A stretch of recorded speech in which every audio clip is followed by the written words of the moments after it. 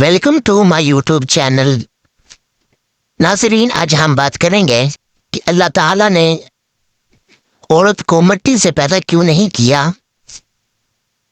کیوں عورت کو پسلی سے پیدا کیا گیا اور انسان کو کس مٹی سے پیدا کیا گیا، اور بالخصوص کیا یہ سچ ہے کہ انسان کو جس علاقے کی مٹی سے یا جس شہر کی مٹی سے پیدا کیا گیا ہے اور مرنے کے بعد انسان کو اسی علاقے یا اسی شہر میں دفن کیا جاتا ہے۔ اور اس کے علاوہ بہت سی معلومات۔ ویڈیو شروع کرنے سے پہلے اگر آپ ہمارے چینل پر نئے ہیں تو برائے مہربانی ہمارے چینل کو سبسکرائب کریں، لائک کریں اور آگے لوگوں تک شیئر کیجیے۔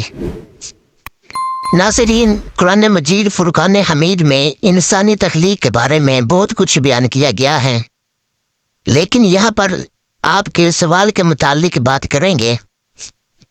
اللہ تعالیٰ نے قرآن کریم کے اندر ارشاد فرمایا ہے، هو الذی خلقکم من طین، وہی اللہ ہے جس نے تمہیں مٹی کے گارے سے پیدا فرمایا۔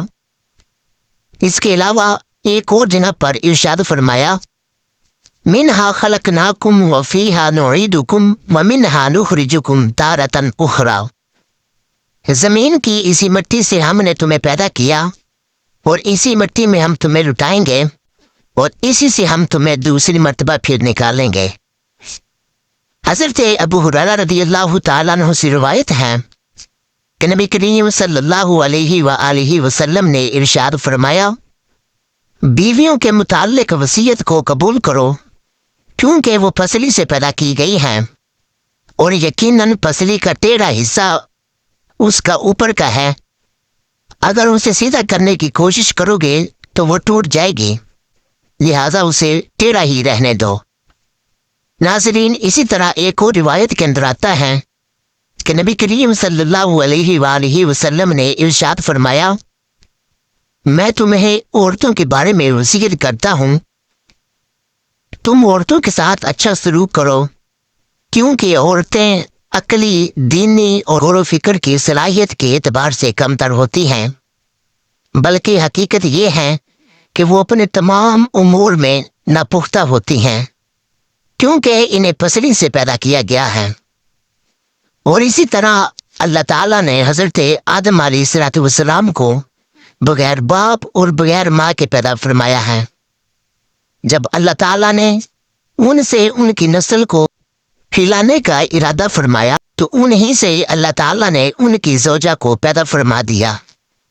اللہ تعالیٰ نے حضرت آدم علیہ السلام کی زوجہ کو ان کی ٹیڑھی پسلی سے پیدا فرمایا۔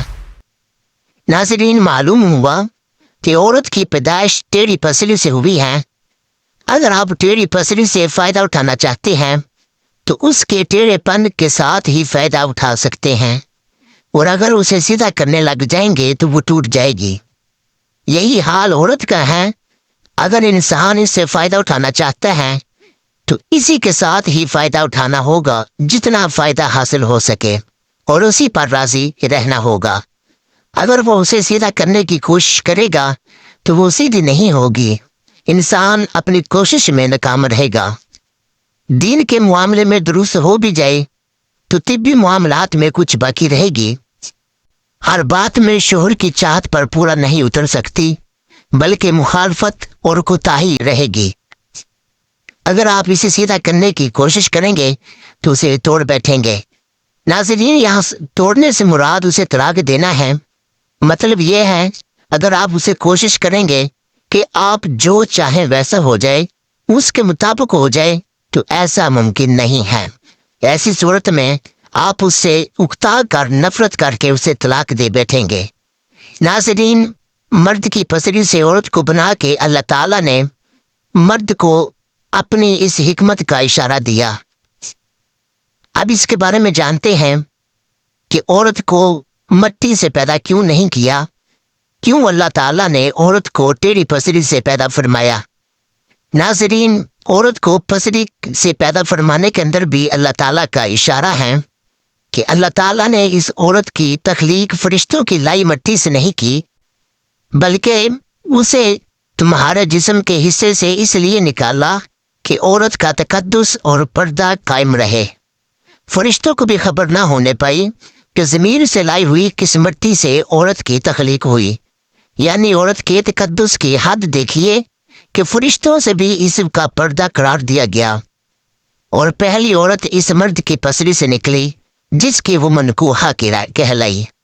ناظرین، اب بات آتی ہے پسلی کی کہ عورت پسلی سے ہی کیوں نکلی؟ کیا ٹیڑھا پن وہیں سے نکلا؟ نہیں، یہاں بھی حکمت سے بات خالی نہیں ہے۔ دوستو، انسانی جسم میں دل اور بہت سے نازک حصے پسلی کے پیچھے چھپے ہوئے ہیں، یعنی پسلی ایک ڈال ہے ان نازک حصوں کے لیے۔ تو اللہ تعالیٰ نے عورت کو پسلی سے نکال کے یہ بتا دیا کہ عورت میں ٹیڑھا پن ہے، بلکہ اس عورت کو پسلی کی تخلیق کر کے یہ بات سمجھا دی کہ عورت وقت بڑھنے پہ ڈال بھی بن سکتی ہے اور تمہاری حفاظت بھی کرے گی۔ دوستو، اس بات کو سمجھنا ہے کہ انسان مٹی سے کیسے پیدا کیا گیا، اور وہ مٹی کون سی ہے جس سے انسان پیدا کیا گیا، اور پھر اسی کو مٹی میں دفن کیسے کیا جائے گا، کیونکہ بظاہر تو نظر نہیں آتا کہ انسان کے پیدا ہونے کے لیے مٹی کا استعمال ہوتا ہے۔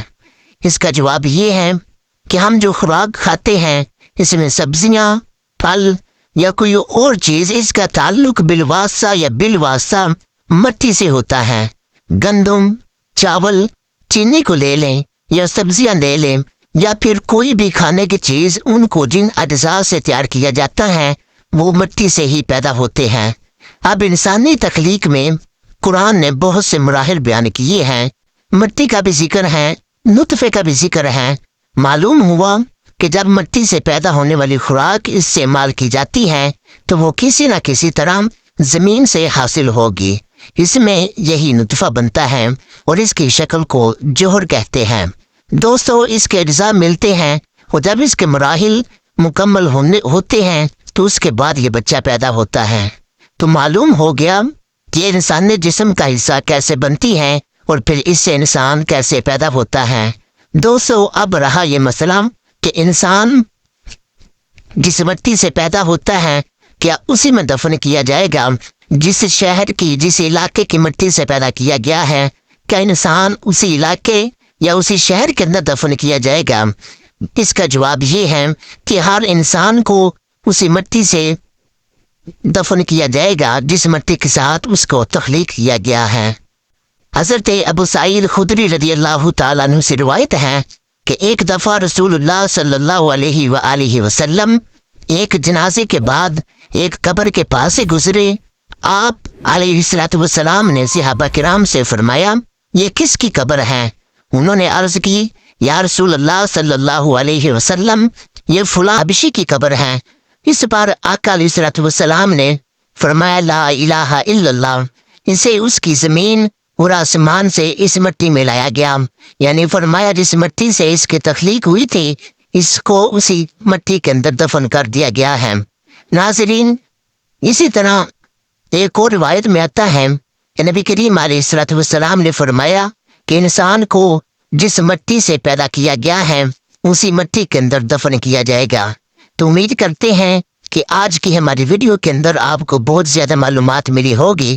اگر ہماری ویڈیو اچھی لگے تو ہمارے چینل کو سبسکرائب کریں اور آگے لوگوں تک شیئر کیجیے۔